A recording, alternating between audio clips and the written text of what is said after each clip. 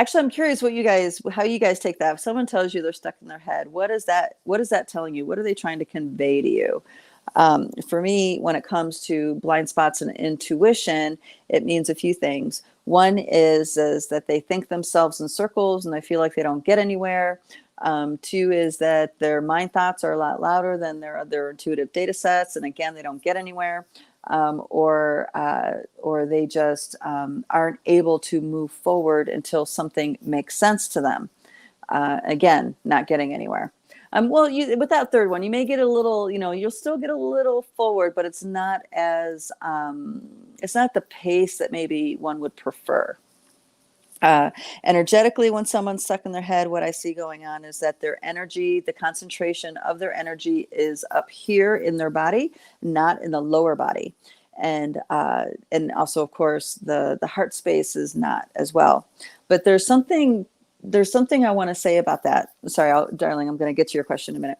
I want to talk more about what it means to being your head. And I'm real curious what you guys consider that to mean to you. So energetically, what happens when when their energy is focused in the upper centers of their head, they have a difficult time releasing energy, releasing trauma, and releasing other kinds of densities that get stuck in the body. And the reason why, okay, I'm going to give you a big tell here. The reason why is because they are invested in the mind thoughts they have about the energy they're releasing. An example can be, say there's a very strong emotion that's waking up inside, and that particular emotion is something they experience a lot through their life, and it's a particular theme, a particular narrative. Maybe it's a betrayal, maybe it's abandonment. Whatever the narrative is, my mom always did this or never did that. My so-and-so did this and never did that. Whatever the abandonment story is, right? What will happen is that the emotions will come up and we'll start. When the energy is primarily here, when energy down here is awake and moving, we will just keep thinking about how justified we are about our feeling, or we'll just keep thinking about the story of why we feel that way. And when we do that, the energy that gets moving, okay, as it moves, will actually not fully move and get stuck in our head.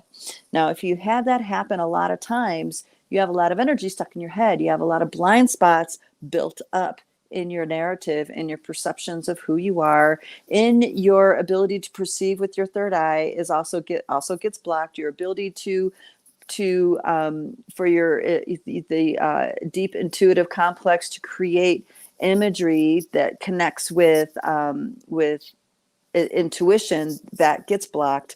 So it just compiles the block. And you'll know this is happening because, say, if you're in tears and you're crying a lot with this emotion, whatever it is, and the story's going, you will feel immense pressure in the head. Okay, it'll get to the point of being a headache. You will actually, your tears will fluctuate between the tears, the sadness and anger. And you know what I mean? This fluctuation will happen and you'll end up looping within the same feelings rather than going into different ones as the energy moves. Those are tells that the energy is getting stuck because of one is being in their head. Now, all those things that I just described, remember, this all goes according to the things that, I've been talking to you guys about for years and years and years and years. One is you really need to let go of who you think you are. And what does that mean? That is a rabbit hole in meaning. But one of the things that means is like, you got to be willing to let go of your stories of why you are like this, or a story on why you feel like that. You see what I mean? You got to be willing to let go of the story.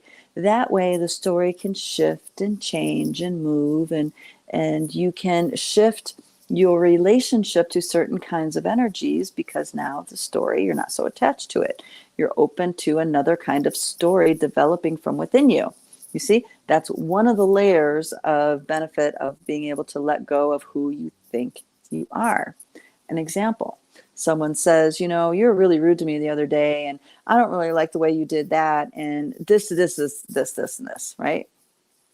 And in the moment, you're just stunned by the comment, and you're not really able to, function fully, purely in that conversation. It's more of defense, defense, defense. And you're like, what the heck? You're right. Dot, dot, dot, dot, dot. And then you leave. And then after you leave, after you're out of that energy, all the things you wish you said comes to you. Oh, I wish I could have said that. I wish I should have said this. I should have said that. I should have said this. And on top of that, you'll be ruminating with mental loops like, well, they just don't know who I am because I am this, this, and this. They just don't know this. You see what I mean? That is hanging on to who you think you are. That is keeping the energy in your head and in your narrative. And you're not at all, and I mean this like 95%, you are not present with what actually happened. You are mostly aware, and you're also not present to any kind of intuitive data set. You're not present to any kind of underlying pattern that person is expressing to you. You're not present to any underlying pattern within yourself that opens the door for that kind of tango to take place, right? So it's like you're just in the loop, and that's it.